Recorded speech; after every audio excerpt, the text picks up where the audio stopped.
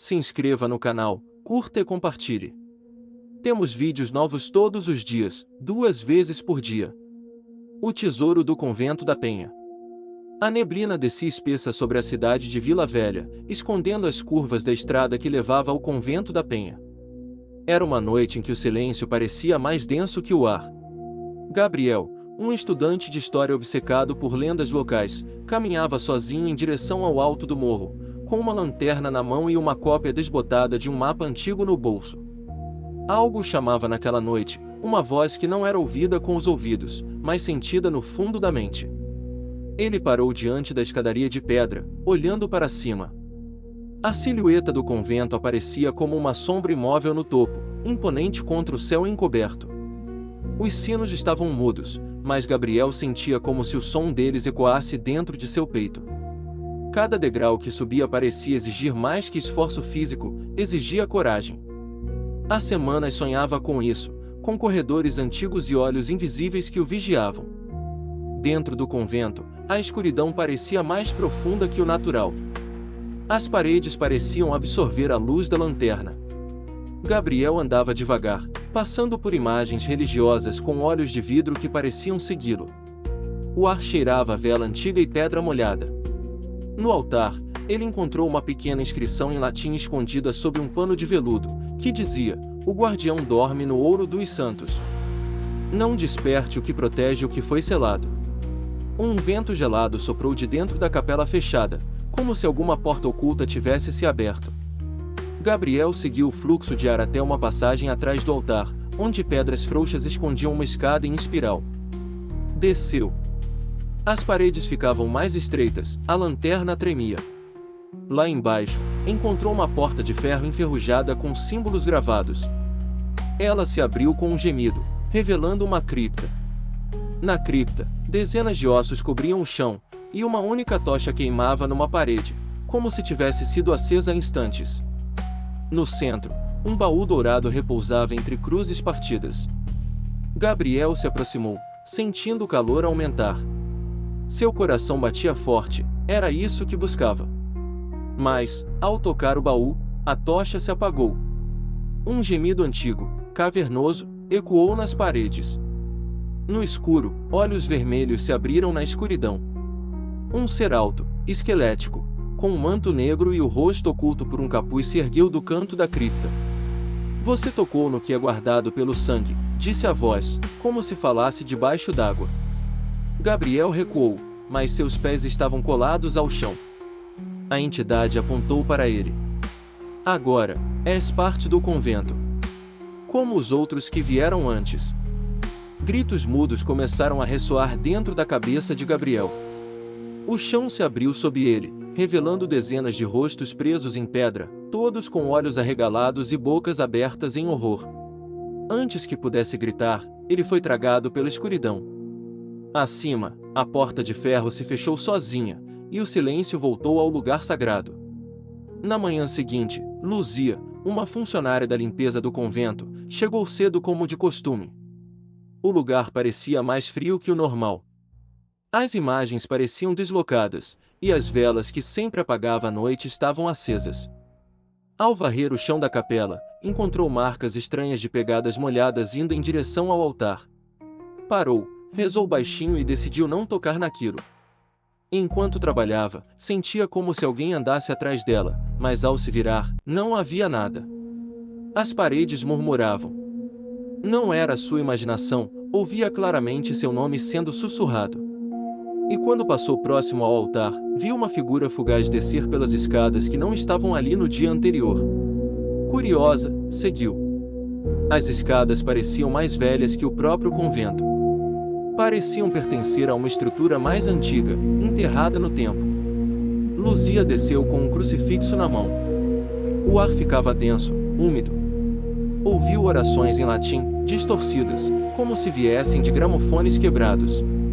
Uma luz fraca pulsava no fundo da escadaria. Ao chegar à cripta, viu o baú aberto e sangue fresco escorrendo pelas bordas. No chão, um livro escrito em uma língua que não conhecia tremia sozinho, como se respirasse. Quando tentou se aproximar, uma sombra se moveu atrás dela. era a figura encapuzada. Mas ela não a atacou. Apenas apontou para uma das paredes. Na parede indicada, um mosaico havia sido revelado. Mostrava monges selando algo no subsolo, enquanto o céu desabava em chamas sobre Vila Velha. A cena mudava conforme Luzia observava. Agora, via Gabriel. Seu rosto, agora deformado, estava entre os condenados de pedra. Ela caiu de joelhos, sentindo uma dor profunda no peito. A presença sussurrava: ajude-o, ou junte-se a ele. De repente, o chão tremeu. O mosaico se desfez em poeira. O livro explodiu em chamas verdes, e o baú se fechou com um estalo. A sombra desapareceu. Luzia subiu as escadas correndo, mas ao emergir na capela, percebeu que o sol havia parado no céu. O tempo havia sido corrompido. E o convento não era mais o mesmo lugar. Nos dias seguintes, visitantes do convento da Penha começaram a relatar eventos inexplicáveis. Estátuas que se mexiam, reflexos que não correspondiam aos movimentos, crucifixos virados de cabeça para baixo. O local foi fechado temporariamente.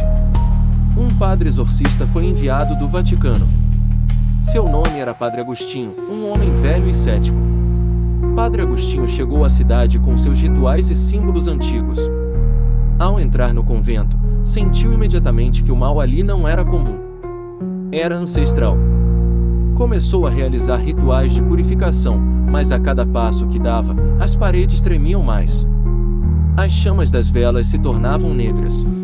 E em seus sonhos, uma entidade falava com ele: você não salvará o que já foi reclamado. Durante a terceira noite, ele encontrou a escada escondida. Desceu armado com água benta e pergaminhos de contenção. A cripta estava diferente. Agora havia 3 baús, 2 selados, um aberto e exalando um cheiro podre de enxofre. O padre entendeu: 3 selos. Um já havia sido rompido por Gabriel. O segundo ameaçava quebrar. Fez círculos de proteção em torno do local e leu os salmos em voz alta. Mas a figura encapuzada apareceu novamente, e com um gesto, lançou o padre para longe. Agostinho viu, em transe, monges sendo corrompidos, abrindo os baús séculos atrás e selando a maldição com a própria carne e fé. Aquilo não era um tesouro comum. Era uma prisão espiritual. Antes de perder a consciência, Padre Agostinho viu o segundo baú trincar. Um grito inumano ecoou, sacudindo a montanha. O selo havia sido quebrado. E agora, 2 entidades caminhavam livremente no convento, à espreita da última chance de libertação completa. Luzia buscou ajuda. Encontrou nos arquivos históricos da cidade registros de freiras que sonhavam com a mesma figura encapuzada. Algumas haviam desaparecido. Outras foram internadas em hospícios. Um antigo diário mencionava uma guerra santa travada nos túneis abaixo do convento entre monges e criaturas invocadas por um alquimista renegado. Ela voltou ao convento com um grupo de médiuns e estudiosos do oculto. Queriam encontrar uma forma de restaurar os selos. Mas assim que atravessaram os portões, as portas se fecharam por dentro. A igreja sussurrava orações ao contrário. As imagens choravam sangue. Um dos médiuns caiu no chão, convulsionando, e sussurrou: já é tarde, o terceiro selo está rachando. Na cripta, o último baú tremia. Luzia percebeu que Gabriel, ou o que restava dele, vigiava a sala. Seus olhos estavam vazios, mas sua alma ainda resistia. Ele apontou para o teto, onde inscrições brilhavam em ouro. Era um ritual de contenção. Mas faltavam 2 palavras-chave, e essas estavam no diário do alquimista, escondido sob o altar. Enquanto buscavam o diário, as entidades começaram a se manifestar. Pareciam vultos, mas tinham peso. Arrastavam correntes, gritavam nomes antigos. Uma mulher foi puxada para dentro da parede e sua voz se uniu ao coro dos condenados. Luzia encontrou o diário, mas suas páginas estavam manchadas de sangue fresco. Com as palavras restauradas, correu de volta à cripta. Gabriel, em seu último resquício de humanidade, protegeu-a do ataque das entidades, permitindo que ela desenhasse o selo no chão com sangue. As entidades gritaram em fúria, mas foram sugadas de volta aos baús. terceiro quase se fechou, mas não completamente. Dias depois, o convento foi reaberto. Os baús estavam trancados, escondidos em compartimentos que ninguém mais podia encontrar. Mas algo no ar havia mudado. Luzia sabia, era uma trégua, não uma vitória. Ela sentia a presença dos selados em seus sonhos. E Gabriel, agora era parte do chão. Um guardião que sussurrava avisos aos que se aproximassem demais. Um novo guia turístico foi contratado. Jovem, curioso, encontrou parte do mapa de Gabriel em uma rachadura da parede. Começou a investigar, sem saber o que estava prestes a libertar. A história, afinal, repete seus erros com rostos diferentes. O baú voltou a render. E um olho se abriu na escuridão. E assim, o tesouro do convento da Penha permaneceu oculto, não em ouro ou relíquias, mas em almas seladas, em gritos engolidos pelas pedras, e em lendas que só os loucos ousam seguir até o fim. Se você sente que essa história merece continuar sendo contada, considere nos apoiar no Apoia-se. Com sua ajuda, podemos trazer mais histórias sombrias como esta à tona, explorando os mistérios que assombram nossa imaginação. https://apoia.se/aleatoriode. Faça parte do nosso grupo secreto do Telegram, faça sua carteirinha de fã enviando um e-mail com o nome completo e foto para o e-mail aleatoriodoriginal@gmail.com.